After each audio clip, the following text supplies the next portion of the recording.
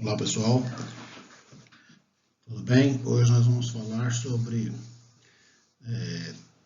a responsabilidade empresarial e sobre o gerenciamento de valor para os stakeholders. Antes da gente entrar na aula propriamente dita, esse é um assunto longo, vai consumir mais de uma aula esse assunto. A gente precisa saber o que é um stakeholder. Stakeholder é, por definição, aquelas pessoas, grupo de pessoas, ou grupo de indivíduos que podem afetar ou ser afetados pelas atividades da empresa. São as pessoas, organizações, governos, a sociedade de modo geral, que têm interesse naquela operação ou na existência daquela empresa. Ok? Então, basicamente, stakeholder é isso. Eles podem ser internos ou externos às organizações. Os internos são os empregados, acionistas, etc. Os externos são os membros, os indivíduos, as entidades que estão no entorno onde aquela empresa está inserida ou instalada. Bom, então, o que é uma responsabilidade empresarial na questão de gestão de valores ou de valor para o stakeholder? A responsabilidade empresarial é quando uma empresa assume suas responsabilidades para com os vários stakeholders. E isso se faz com a adoção de duas práticas fundamentais, que é a avaliação do stakeholder e a gestão do stakeholder, através de um processo de gestão responsável. Então, essa avaliação do stakeholder e essa gestão, elas fecham em si ali um círculo de atividades, né? E como resultado, tem-se o valor para o stakeholder, que pode ser externo ou interno. E isso se dá através da responsabilidade empresarial, que o objetivo final disso tudo é otimizar o valor para o stakeholder. Ou seja, a empresa ela tem que ser importante não para o stakeholder de um modo geral, tanto os externos como o interno. Então, isso aí pode partir algumas perguntas. Por exemplo, qual é a responsabilidade de uma empresa e de seus gestores? Para que serve o produto de uma empresa? Para quem a empresa, deve criar valores? A quem ele deve fazer feliz? Então, essas são algumas respostas que as empresas precisam responder, né? E essa resposta deve incluir somente os proprietários ou também deve incluir os consumidores, os funcionários, o governo ou outras organizações não governamentais. Então, essa resposta tem que ser, essas questões precisam ser respondidas. E, na verdade, todos que estão no entorno ali têm interesse na responsabilidade de uma empresa, ou na condução, ou na sobrevivência daquela empresa.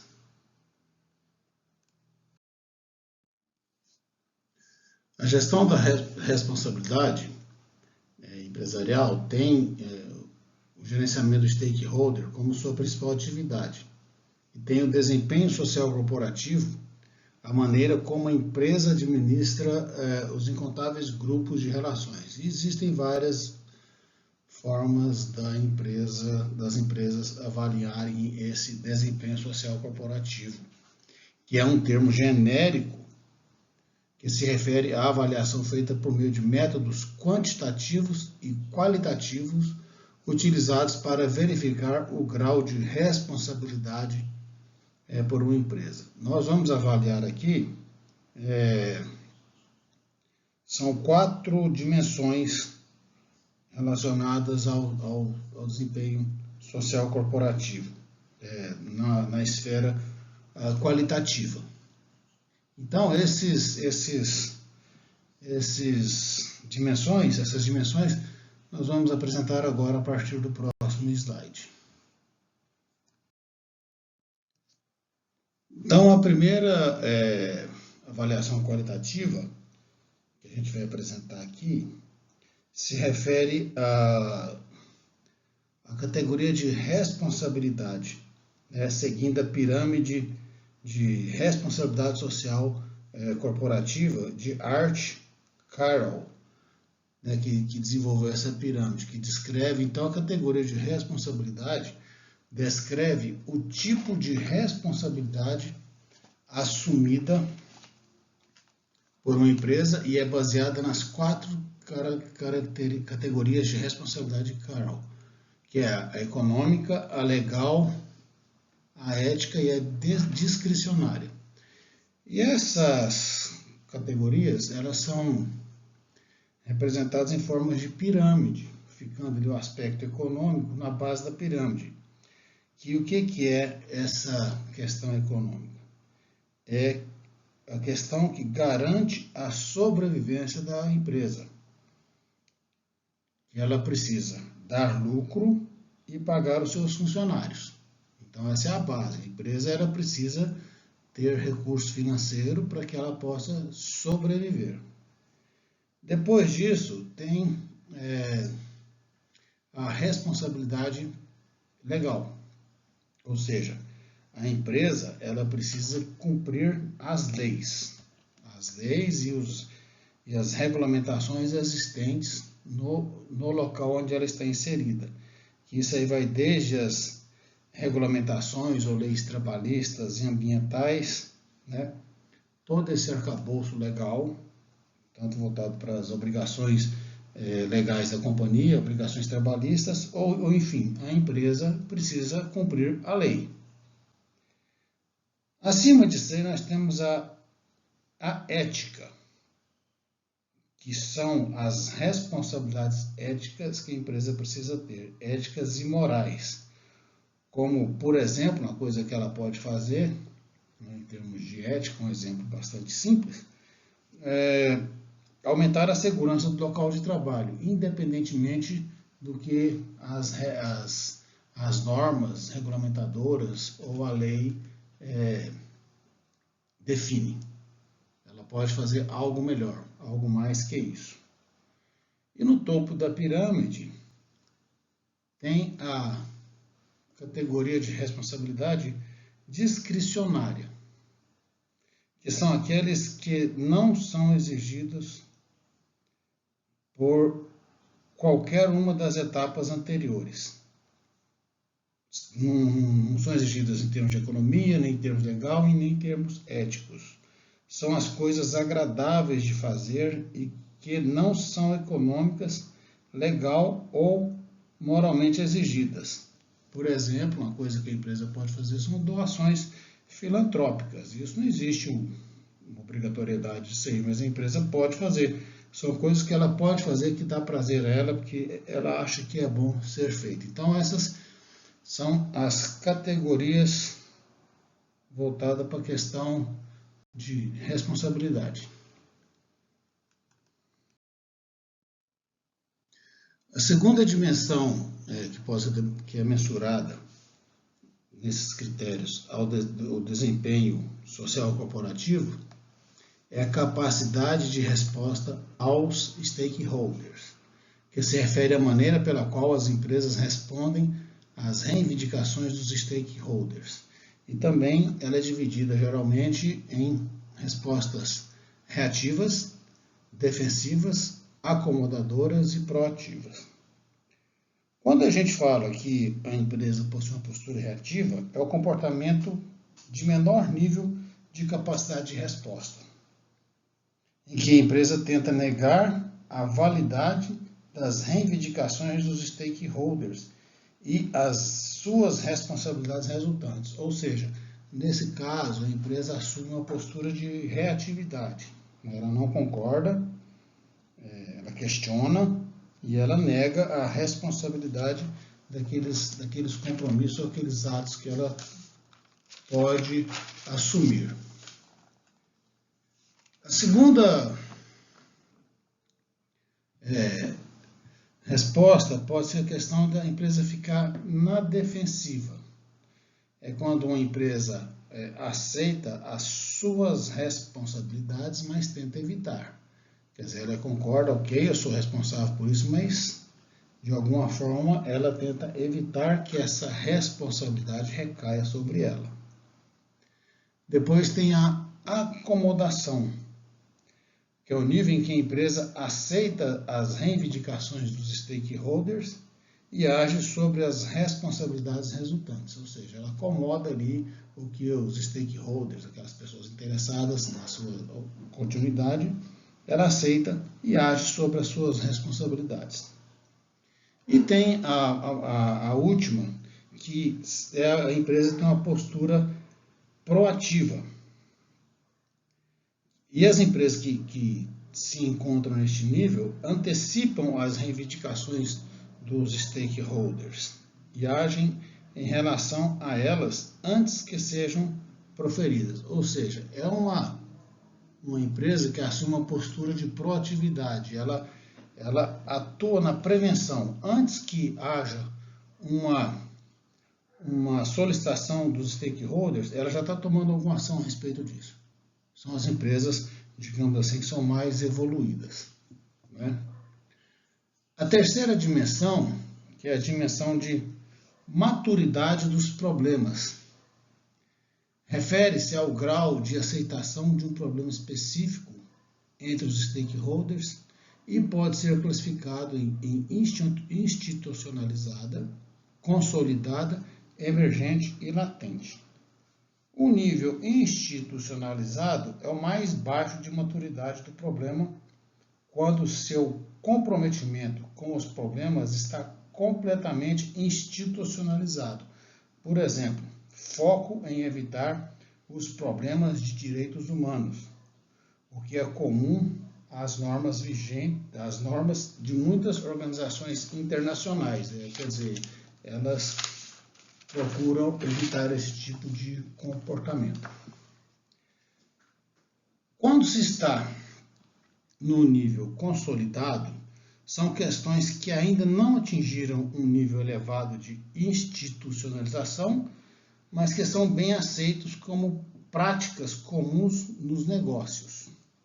Por exemplo, a divulgação das emissões de carbono, que ainda não está completamente institucionalizado, mas que se torna uma prática consolidada em muitas empresas. Ou seja, pode ser algo que não está na empresa como um todo, quer dizer, não está descrito lá, institucionalizado, mas as empresas, elas consolidam esses dados e divulgam esses valores. Quando se está numa maturidade emergente, uma empresa é pioneira por seu envolvimento com problemas emergentes, dos quais só há uma consciência muito básica entre as outras empresas.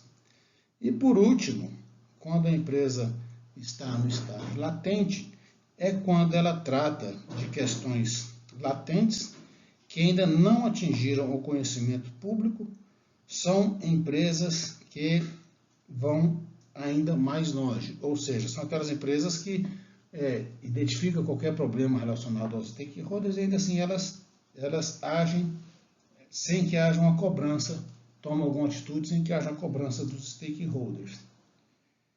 E a quarta e a última dimensão é que descreve o nível das empresas em suas implementações organizacionais, que se refere ao grau de integração da responsabilidade empresarial nos processos e estruturas organizacionais. Então, isso vai do isolamento gerencial, estratégico e cívico. O isolamento é o nível mais básico. A empresa aplica políticas isoladas que são pouco integradas aos processos.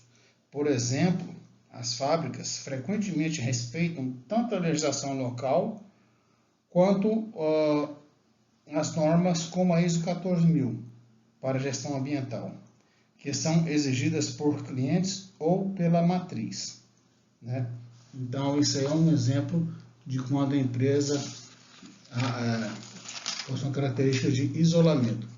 Gerencial é quando a empresa considera a responsabilidade com os stakeholders em seus processos essenciais, ou seja, ela identifica e considera nos seus processos essenciais a participação dos stakeholders, as responsabilidades que ela tem para com os seus stakeholders. E no nível estratégico, a empresa considera as responsabilidades com os stakeholders um elemento integral de seu processo de planejamento estratégico. Por exemplo, fabricantes de refrigerantes que assumem uma responsabilidade em relação aos clientes, fornecendo produtos saudáveis, ao invés de apenas produtos baseados em açúcar industrializado, oferecendo sucos de frutas orgânicas, posicionando estrategicamente os seus produtos. Ou seja, ela fabrica aqueles refrigerantes e tal, mas ela, juntamente com isso, ela lança produtos orgânicos e tal, e trata isso de uma forma estratégica, colocando esses produtos adiante daquela questão dos refrigerantes que ela fabrica. E no nível cívico, uma empresa não apenas tem sucesso em atender às necessidades dos seus stakeholders internamente, mas também age como agente de mudança em relação às práticas de responsabilidade empresarial externamente. E inspira seus parceiros de negócios, fornecedores e até mesmo seus clientes a fazerem o mesmo. Ou seja, são aquelas empresas que são destaque, elas são utilizadas como exemplo de um comportamento ou de um comportamento responsável.